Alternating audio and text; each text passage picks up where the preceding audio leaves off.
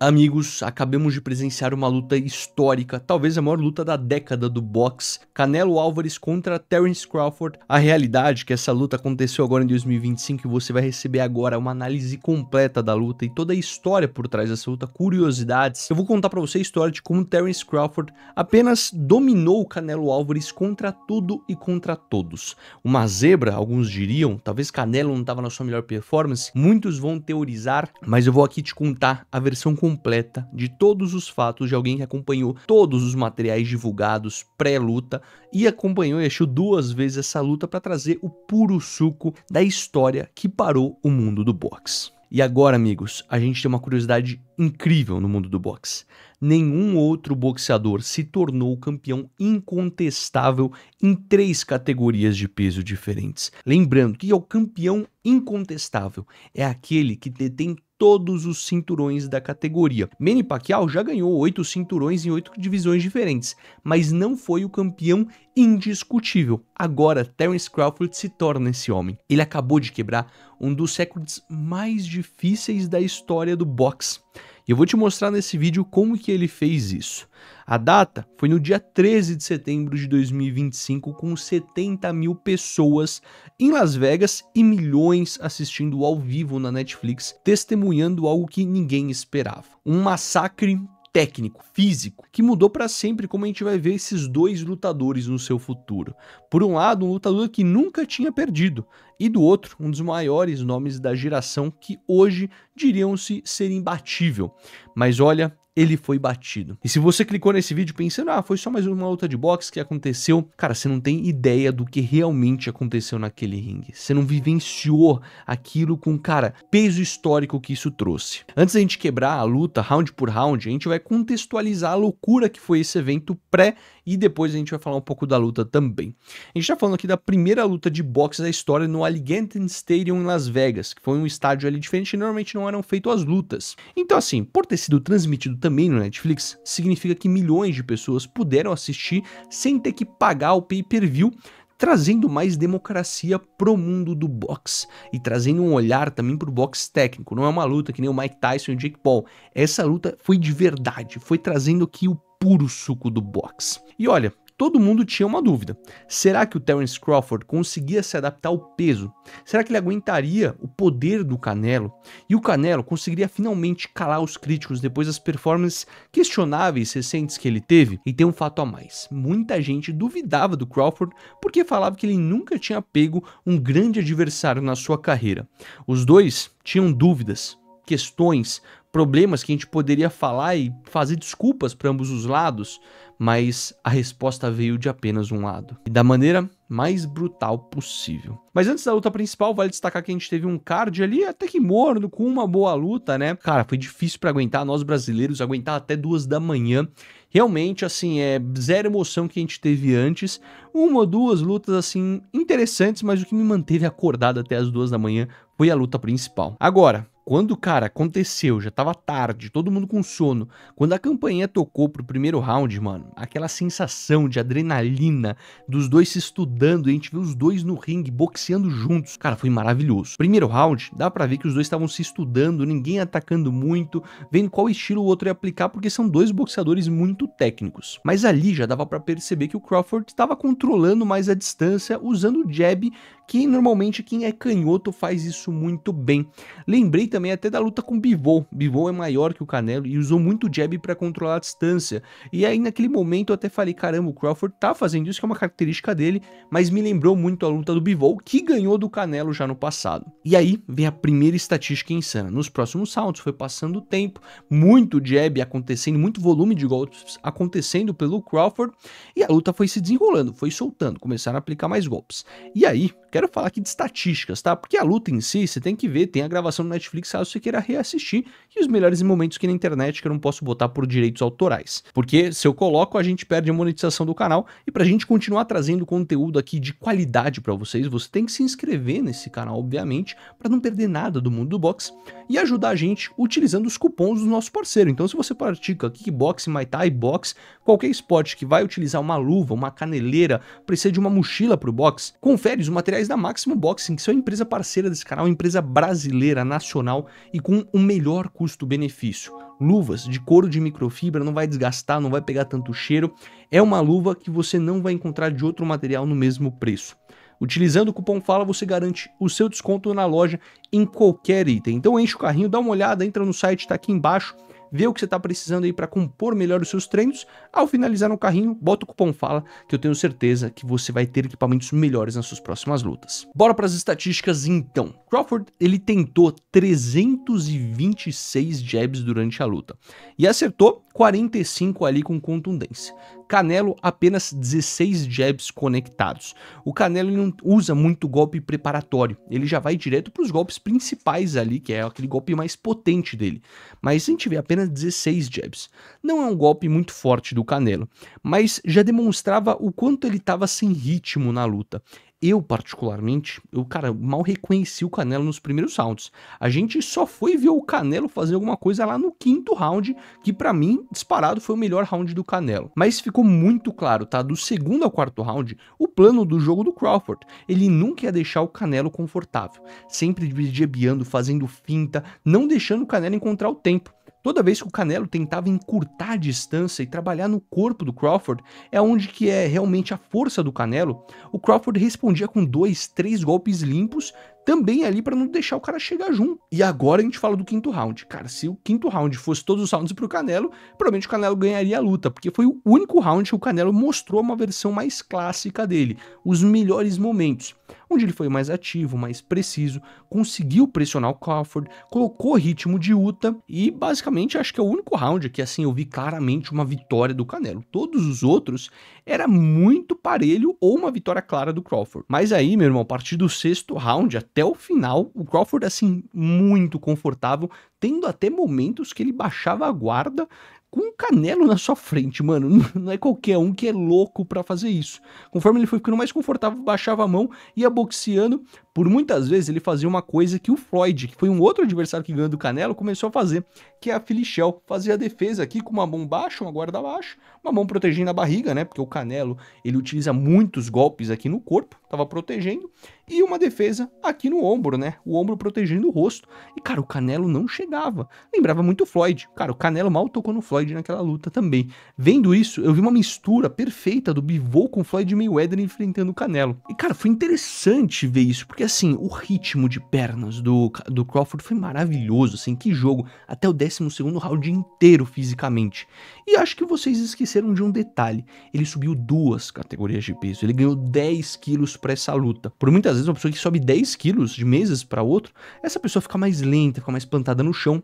E o Crawford, ele fez isso com maestria. Subiu, bateu o peso e conseguiu se mexer, mano, de forma maravilhosa em cima do ringue. Enquanto o Canelo, que era a categoria dele, onde ele era campeão indiscutível, ele tinha todos os cinturões daquela categoria. Ele ficou plantado na frente do chão, guarda fechada, parecia, cara, com medo ou cansado, sem fôlego, trocando golpe por golpe, dando um golpe isolado, sem trabalhar sequências e combinações, completamente dominado nas trocas. Era surreal ver um cara que subiu tanto de categoria fazer isso com o Canelo. E foi inacreditável ver o Canelo. Pô, todo mundo sabe que o Canelo podia dar mais do que aquilo. E dali em diante foi, cara, foi uma aula, assim, de precisão, estratégia e inteligência de boxe. Não adianta você ser o melhor, não adianta você ter mais poder de nocaute, não adianta você ser mais talentoso. Por muitas vezes a inteligência, a estratégia de como que você faz é muito interessante. Uma coisa que me chamou a atenção foi também quando os atletas conversavam no corner com seus treinadores. Eu senti que o corner do Crawford, que é a mesma equipe que trabalhou desde o começo da história dele do boxe, ele nunca trocou de equipe, da mesma academia em Omaha, nos Estados Unidos, eles estavam lendo a luta de uma maneira muito mais inteligente, sabendo e preparando possíveis coisas que o Canelo poderia fazer. Enquanto no corner do Canelo, o cara fazia alguns discursos motivacionais, falando pra ele continuar, fechar a guarda, uma leitura de luta, assim, que eu honestamente eu não tava entendendo que luta que eles estavam vendo. Não desmerecendo, óbvio que eles entendem muito mais de boxe que eu, mas eu senti que eles estavam desconectados, assim, não tava numa vibe muito boa ali, o corner com o Canelo. Não sei, parece que não era o dia deles, tava tudo alinhado pro Crawford ganhar aquela luta. E se você pegar pra assistir, antes da luta, é muito legal que você veja o documentário que a Netflix fez. São 2 episódios que mostravam um pouco da preparação, o camping do Crawford contra o Canelo.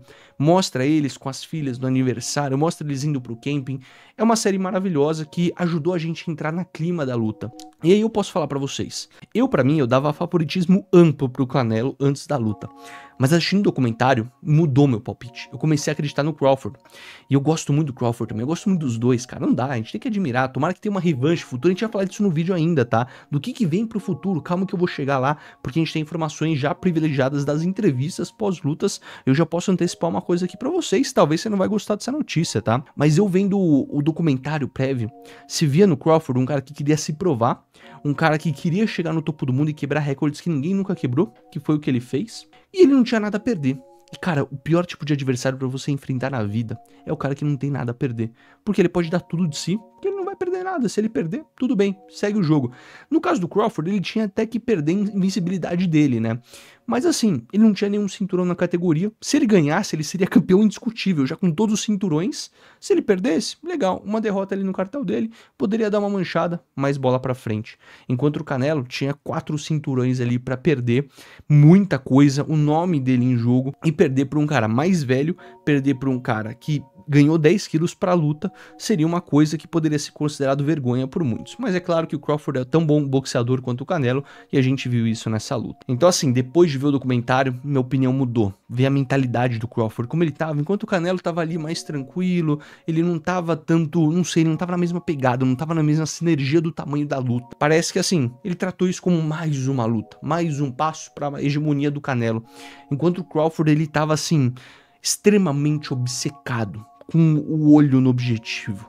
E quando você tá isso, irmão, você fica imparável. Voltando pra luta. O Crawford, então, a partir do 6º round, ele constantemente mudava de ritmo, distância, boxeava de longe, aquela movimentação lateral que, cara, frustrava, principalmente quando você luta com um canhoto, o tempo todo pisando pra fora do pé, encostando, trocando de perto. Engraçado, porque normalmente o Crawford, ele muda de base durante o jogo, né, durante a luta.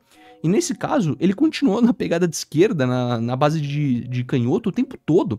Normalmente nas lutas ele começa na base de destro e vai mudando aos poucos para a base de canhoto para confundir o adversário, mas o Canelo nunca conseguiu encontrar ele. Então ele basicamente ficou no que funcionava. Se o Canelo tivesse 1, 2 bons rounds, ele mudava de base e surpreenderia de novo. Essa é a vantagem de um boxeador que sabe boxear com os dois lados, direita e esquerda. Então vamos falar aqui de alguns dados do Crawford. Ele conectou aqui 115 golpes com 20% de precisão da luta. E o Canelo conectou 99 golpes com 29% de precisão. Em número absoluto, o Crawford ele conectou mais. Canelo foi mais eficiente em porcentagem, mas o Crawford teve muito mais volume de golpe. Dava pra ver que ele trabalhava sequências, enquanto o Canelo a gente não viu isso. O Crawford ele entendeu que ele precisava ser mais ativo para vencer também nas notas dos juízes. E isso é uma diferença gritante. A diferença também tática foi enorme. Dava pra ver nos rounds finais a frustração crescendo no rosto do Canelo. Ele tomava um soco e, mano, eu nunca vi isso na luta, tipo, ele abaixava, ele reclamava com ele mesmo, ele se cobrava, e ele não conseguia pegar o timing do Crawford, cara, era bizarro, ele não conseguia impor seu jogo, as mãos não entravam, os cruzados não entravam, era impressionante, e alguns até previram isso, tá, que foi uma parecida luta com o Bivol que a gente viu, mas dessa vez com um adversário ainda mais habilidoso, mais inteligente, com mais volume, e com um estilo considerado mais interessante, mais agressivo do que o Bivol. Cara, o Crawford, ele tem 31 nocautes na carreira, 9 vitórias consecutivas por nocaute. E dessa vez ele adotou uma abordagem mais medida e mais inteligente, porque sabia que seria difícil acontecer um nocaute naquela noite. A gente sabia que os dois tinham um queixo super duro, e os dois, cara, foram um boxe inteligente para levar para ponto. Vale destacar também o 9º round, que foi aquele susto, né, uma cabeçada acidental que abriu um corte no lado direito ali do Crawford, que por um momento, assim, eu vendo da TV, eu achei que não foi nada demais, honestamente, tá? Mas parecia que o Canelo podia se capitalizar disso, né, fazer uma luta mais suja, mas mesmo assim o Canelo não foi para essa linha, gostei muito disso, e o Crawford seguiu também, permaneceu frio, gelado como ele é, e aí acabou os rounds finais, eu falei, pô, o Canelo vai pra cima agora vai deitar, vai ser gigante, ele vai tentar um nocaute. E eu lembro de uma luta, acho que do Julio César Chaves, que é o conterrâneo, né, mexicano do Canelo, que ele ganhou a luta nos últimos 15 segundos, foi absurdo, no nocaute que ele deu. E eu falei, mano, vai que, né, eu já sabia, assim, o Crawford ele ia ganhar por pontos, todo mundo já tava meio prevendo, as transmissões também. Mas eu fiquei pensando, porra, será que o Canelo vai tirar da cartola aqui um bagulho sensacional que a gente vai ficar vendo? Mas, na verdade, o Crawford ele manteve a dominância até o último round, vencendo na trocação e vencendo os últimos rounds. No 12º round, era óbvio que o Canelo precisava só do nocaute, não tinha outra alternativa, né? O momento nunca chegou, como vocês sabem, o Crawford manteve aquela distância, acertou contragolpes lindos e fechou o show com uma classe devida. E aí veio o resultado dos 3 cards ali dos juízes, 116 a 112, 115 a 113, 115 a 113. Uma decisão unânime pro Crawford. Vou botar aí na tela para vocês verem o scorecard, se quiser tirar um print aí também, para vocês analisarem depois. Mas, pessoalmente, eu acho que os cards foram até generosos com o Canelo, né? O Crawford venceu, pelo menos, ali, na minha visão, 10 dos 12 rounds. Mas difícil, assim, eu não sou analista de boxe também, não sou juiz de boxe, nunca fiz curso nem nada. Aqui um apaixonado falando pro outro apaixonado que, mano, eu queria conversar com alguém sobre essa luta, eu queria muito a sua opinião aqui nos comentários, cara. Mas calma, que esse vídeo não acabou, a gente tem que falar do que vem pro futuro ainda. Será que vai ter mais uma luta, uma revanche, uma trilogia Canelo e Crawford?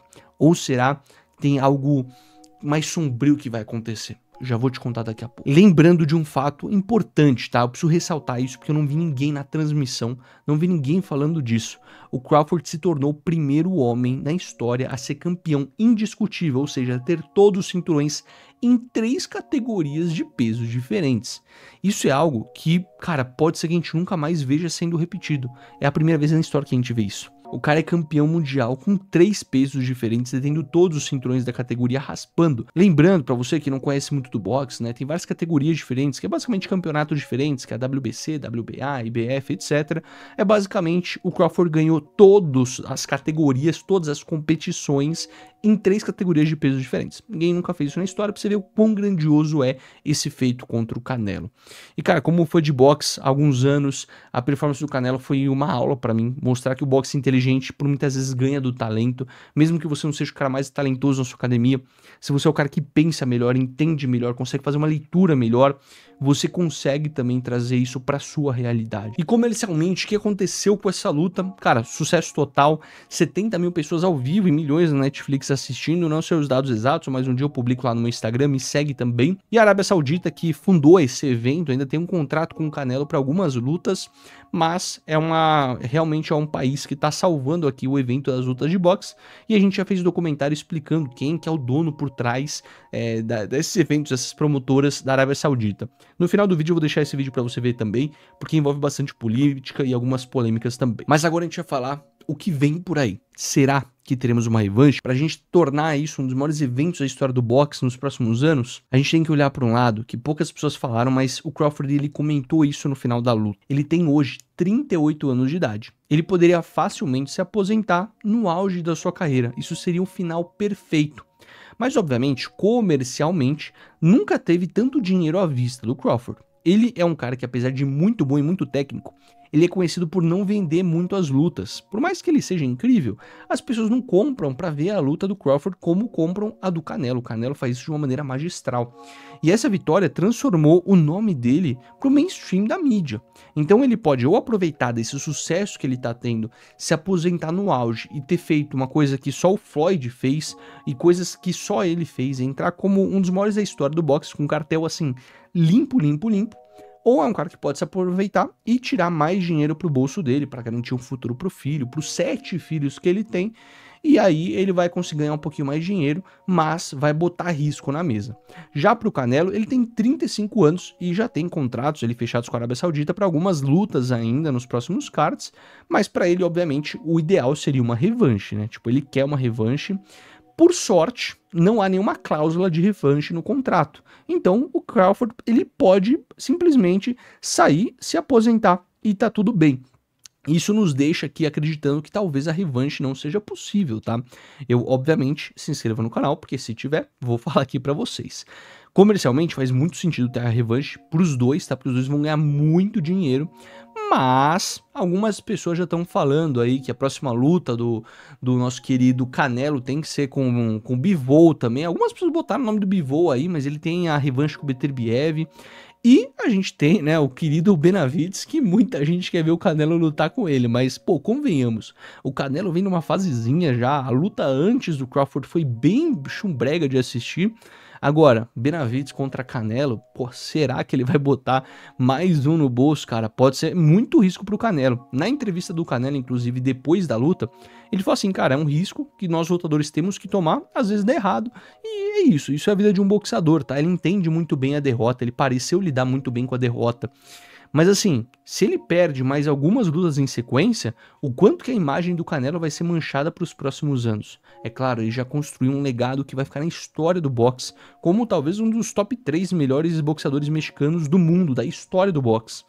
Mas pode ser que a imagem dele vai caindo, né, conforme ele vai lutando aí com os próximos personagens. Pra mim, pro Canelo seria o ideal uma revanche com o Crawford. Não seria uma luta com o Benavidez, que seria um risco assim extremo pra pouco ganho. Mas uma coisa é certa, noites como essa provam que o boxe ainda é um esporte de combate supremo, pra mim o melhor de todos, tá? Nenhum outro esporte vai conseguir gerar essa emoção, esse tesão, velho, esse drama. Porra, tá maluco? Quando o Crawford foi nomeado campeão, ele ajoelhou, a galera levantando a mão, ele chorando, fui chorando junto também. Porra, me desembrulhei também. Pô, foi lindo assim de ver, cara. Pô, eu fiquei emocionado no final da luta, foi uma luta competitiva, foi legal de ver.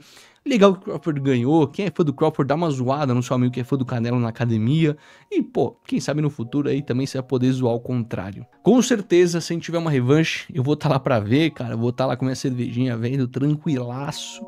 Entregou o espetáculo que todos nós já queríamos ter. Tomara que a gente tenha a chance de ver mais uma dessa no futuro. Agora, você lembra que eu te falei que tem um segredo político, né, e polêmico que envolve o mundo do boxe? Eu tô falando sobre o dono da Arábia Saudita, que controla os eventos esportivos, futebol, boxe. O cara basicamente comprou o mundo do boxe hoje em dia. E se você não sabe quem é ele, e qual que é a sujeira por trás desse mundo, e se o boxe realmente tem uma chance, ou se está sendo usado como um mecanismo político, se você tem interesse nessa pauta, eu fiz um documentário aqui falando do dono por trás do mundo do boxe. Basta você clicar aqui na tela, que você já vai direto pro vídeo. Tamo junto, um forte abraço e até mais.